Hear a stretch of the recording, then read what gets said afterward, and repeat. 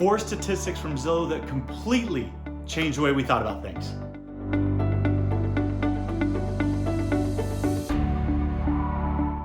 Hi, this is Clint from the Kaizen Practitioner and Stitzer Properties, and today I'm going to share 4 statistics that a Zillow advisor taught me a few weeks ago that just blew my mind and changed the way that we're approaching clients that come from different sources.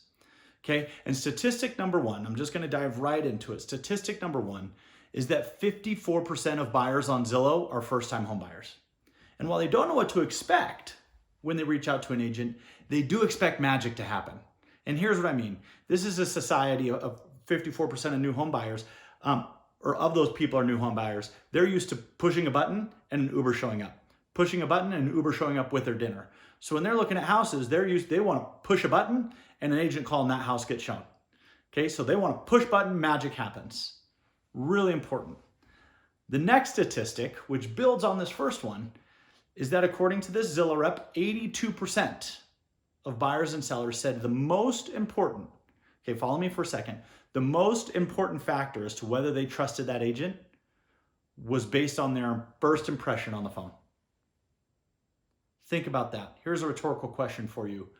Are you bringing your absolute A game every single time you answer the phone and you don't know whose phone number that is?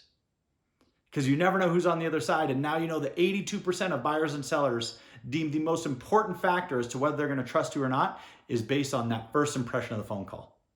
I am definitively guilty of this, and here's where I'm guilty of it. When we used to get blown up with spam phone calls selling us health insurance, I got so sick of seeing numbers I didn't respond to, or I didn't know, that I'd just pick up and be like, what? You know, and a couple of times it happened to be a buyer or seller, and I sincerely regret doing that. So yes, we're tired. Yes, we might get off of a phone in a heated conversation or be in the middle of a tough negotiation or something and get a call and be in a bad mood and not be our best, but who's on the line and how much could that cost you?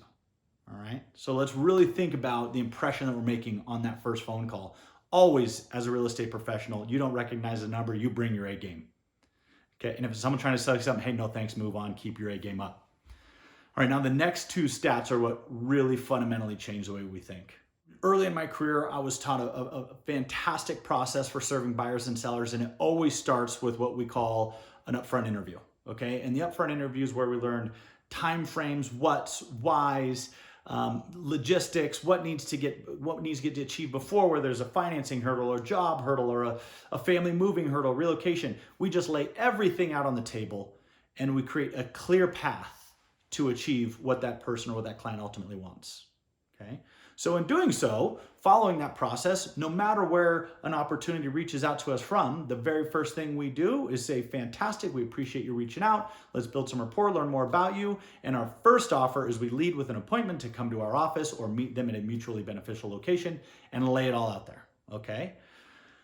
So I told this to the Zillow rep when she asked me, what's our process when we receive a call from an online advertising source? I said, this is how we do it. And she goes, you know what, that's fantastic. It's a great process, but you're wrong.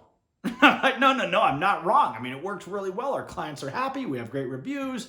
We're really efficient when we work with them. She goes, no, you're wrong. Here's why. They ran a study where one group of agents, one brokerage, did exactly what I just said. And the other group of agents, they didn't worry about building rapport and asking for an appointment to go through this full interview process. They just said, oh, you like that house? Great. When are you available to see it? Let me make sure it's available. That's it. ALM, availability, location, and motivation. That was the call. Okay, so the first group of realtors that did what we always do with online leads, which is build rapport, set an appointment to interview, 24% success in getting an appointment. Group 2 that said, oh, you like that property? Fantastic. Let me start making magic happen for you. 74% success rate. 3 times the success rate of set an appointment and do an interview versus set an appointment, show the house. Okay, 3 times. Now, can we still offer the value when we go show the home and interview and lay it all out there? Absolutely. Do we need to rechange our focus that when we have opportunities that are generated from advertising in a push button get magic society, that we just got to give them what they want first and then build this other steps later? Yeah. 100% change the way that I'm thinking on how we approach it. So the conclusion for us, and I'm going to invite you to join in on this conclusion, is that we are evaluating And it sounds pretty logical and basic and duh, but we haven't done it, okay? And we're improving with it. We're an organization that proves every day. We're Kaizen. We're focused on getting better, okay? Anyways, we're evaluating where our opportunities come from, our lead sources, our places of business. And if it's a referral, or if it's a past client, or if it's a family member, we're sticking with the same exact process. We're going to build rapport, we're going to set an appointment, we're going to sit down, we're going to lay it all out, we're going to build the most efficient plan to get them where they want to go, and then we're going to go start showing homes or create a listing game plan. If it's someone that comes from a push button get magic platform, whether it's Realtor, Zillow, Facebook, Google Ads, sign call, whatever, we're going to make magic happen, and we're going to slowly build that interview process throughout that first engagement, okay? So heading into the new year, I just invite you to evaluate what your lead sources are and whether you're doing a great job understanding the most appropriate way to respond to those lead sources. Now, if you don't know how many opportunities you got from different platforms, here's a challenge for 2021. Don't ever let that happen again.